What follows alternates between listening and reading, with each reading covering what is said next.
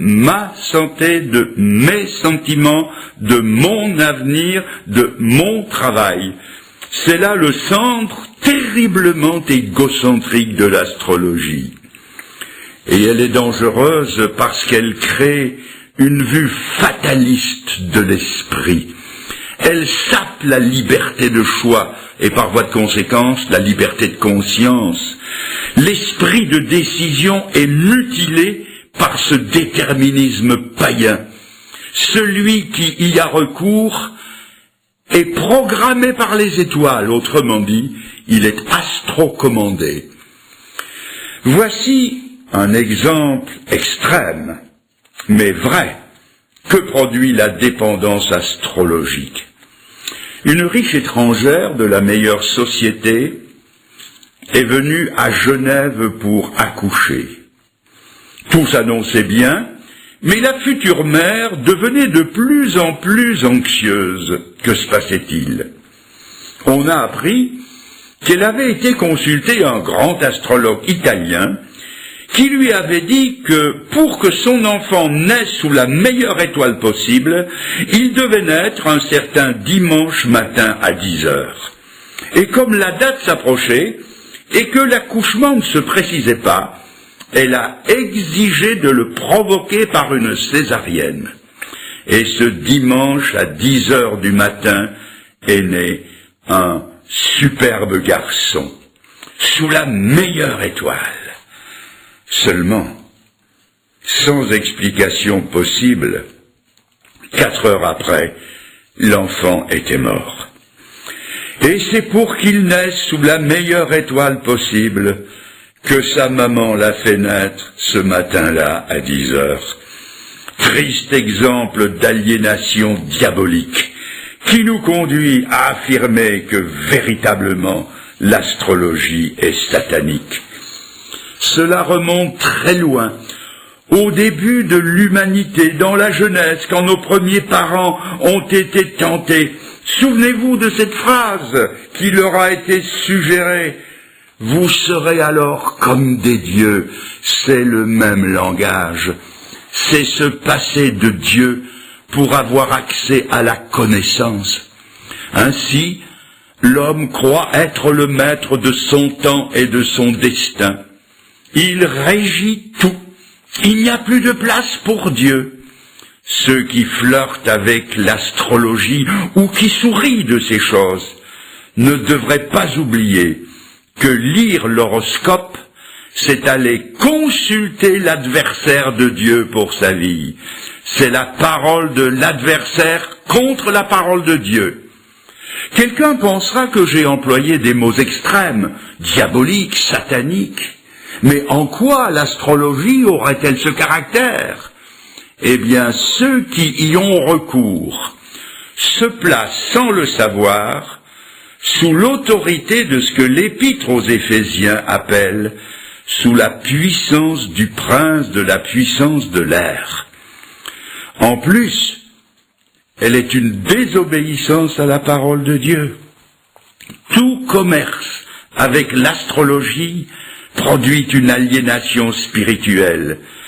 Et tant que quelqu'un n'a pas mis sa vie en ordre de ce côté-là, l'ennemi a toujours accès à sa vie, d'où ces guerres intérieures, ces troubles inexplicables, ces voix que l'on entend, ces insomnies angoissées, ces cauchemars et dérèglements psychiques. La vie et la pensée spirituelle sont constamment perturbées comme s'il y avait un poste de brouillage. Il paraît que pendant la guerre, on essayait de capter Radio Londres, mais l'ennemi brouillait les émissions. Il y a des gens sincères qui recherchent Dieu et qui voudraient dialoguer avec lui, mais ils n'y parviennent pas parce que quelqu'un d'autre ou plusieurs autres sont, comme on dit, sur la même ligne. Ils sont toujours entravés par un lien ténu, mince, occulte, plus résistant que tous leurs efforts. Ils sont comme un cheval qui a faim et qui voudrait aller manger au râtelier, mais qui est monté par un cavalier qui l'en empêche. Des centaines de personnes voudraient se convertir, mais ils ne le peuvent pas parce qu'il y a ces liens occultes dans leur vie qui les tiennent.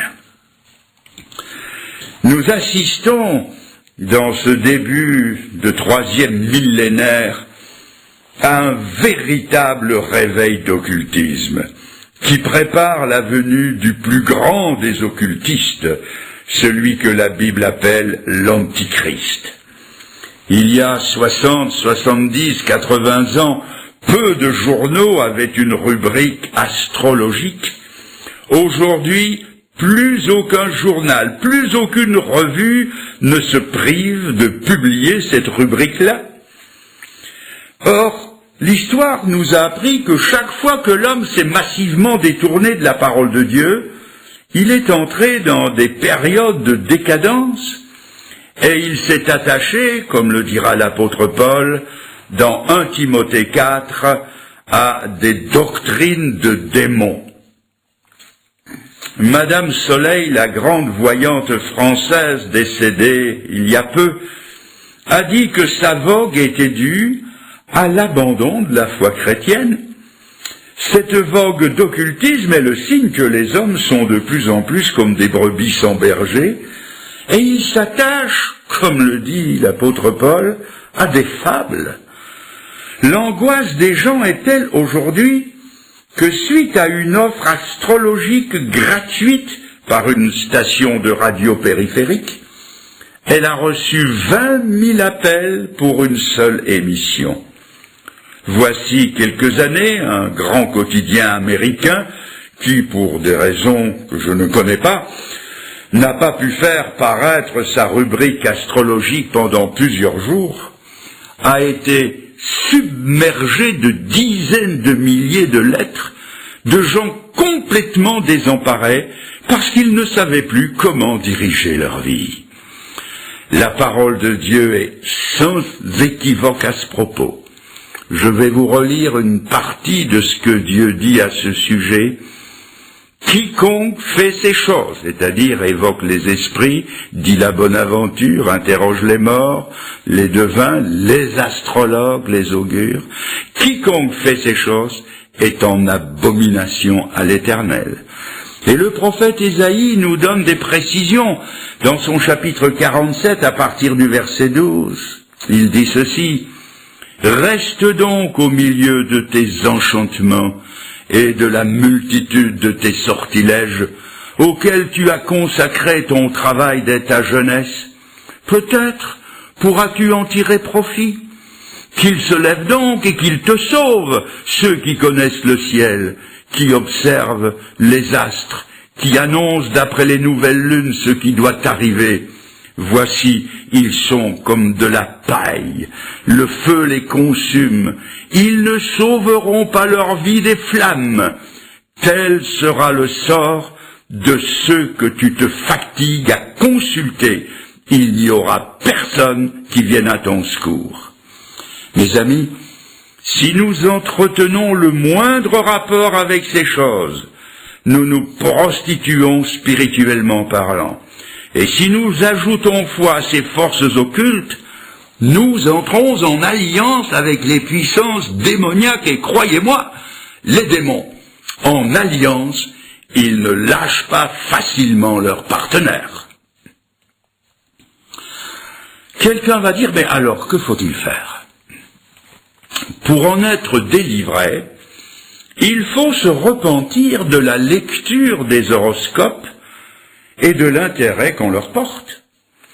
Il faut s'en repentir comme on se repentirait de tout autre péché, comme on se repentirait d'un esprit de mensonge et de fabulation, comme on se repentirait de vol ou de blasphème, de langage déplacé, de convoitise, d'immoralité, ou de tout ce qui est contraire à la volonté de Dieu. Il faut s'en repentir. Il faut l'appeler par son nom et renoncer personnellement et ouvertement à tous ces liens d'occultisme. Il faut aussi se séparer de tout ustensile qui s'y rapporte. Livres de magie, pendules, bagues magnétiques, formules, bijoux occultes, de tous les liens visibles qui sont le support de l'occultisme. Et comme l'a dit un spécialiste, il faudra parfois même confesser un lien d'hérédité et se séparer des pratiques qui se font dans la famille.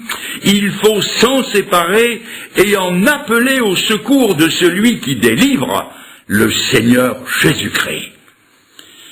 Et pour finir, ce qui est important, après tout, ce n'est pas de savoir si on est né sous tel ou tel signe, mais ce qui compte, c'est d'être, et je souligne, né de nouveau, selon les paroles mêmes du Seigneur, dans l'évangile de Jean au chapitre 3, où s'adressant à Nicodème, il lui a dit « Il te faut naître de nouveau ». Et puis, Dieu n'a jamais délégué ses pouvoirs aux étoiles. Il a délégué ses pouvoirs à Jésus-Christ qui a dit « Tout pouvoir m'a été donné dans le ciel et sur la terre ». Jésus-Christ est appelé dans la Bible l'étoile du matin, Apocalypse 22. Il est le soleil de justice, Malachie chapitre 4. Jésus-Christ est le point final à toute tentation astrologique. Jésus-Christ seul est la lumière et la vie. C'est à lui qu'il faut aller. C'est à la Bible qu'il vous faut venir. Nous ne nous fourvoierons jamais tant que nous serrerons la parole de Dieu dans notre cœur.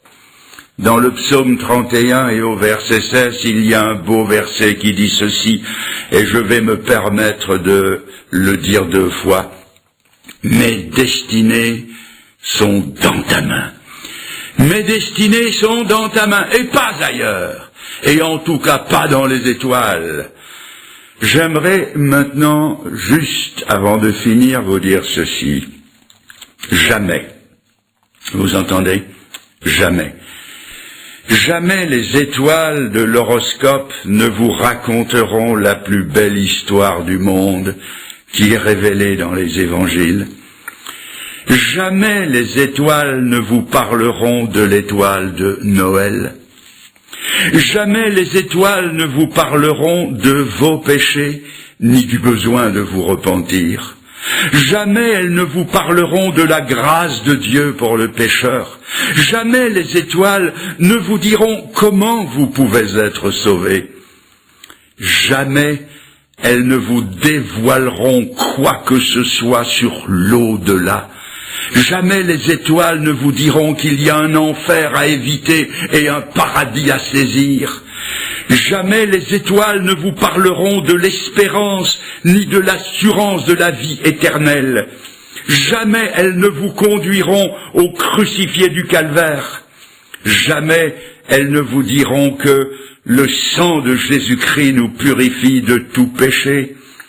Jamais les étoiles ne vous diront qu'il est vivant aujourd'hui et qu'il va revenir bientôt. Jamais, jamais, jamais. Seule la parole de Dieu nous le révèle. Mes amis, il n'y a qu'une vérité. Il n'y a qu'une vie. Et c'est Jésus-Christ qui le dit, je suis le chemin, la vérité et la vie. Il a regardé ses contemporains dans le blanc des yeux et il leur a dit, celui qui m'a vu a vu le Père. Cela, les étoiles, l'horoscope, l'occultisme, jamais ne vous le feront connaître. La Bible nous dit qu'en Jésus seul sont cachés les trésors de la sagesse et de la science. Si donc vous voulez être sauvés, libérés, avoir toutes les certitudes que promet la parole de Dieu, c'est à Jésus-Christ qu'il faut venir. L'apôtre Pierre l'avait bien compris. Aussi nous a-t-il dit dans son fameux discours d'Acte 4, « Sous le ciel, il ne nous a été donné aucun autre nom par lequel nous puissions être sauvés, le nom de Jésus. Jusqu'ici,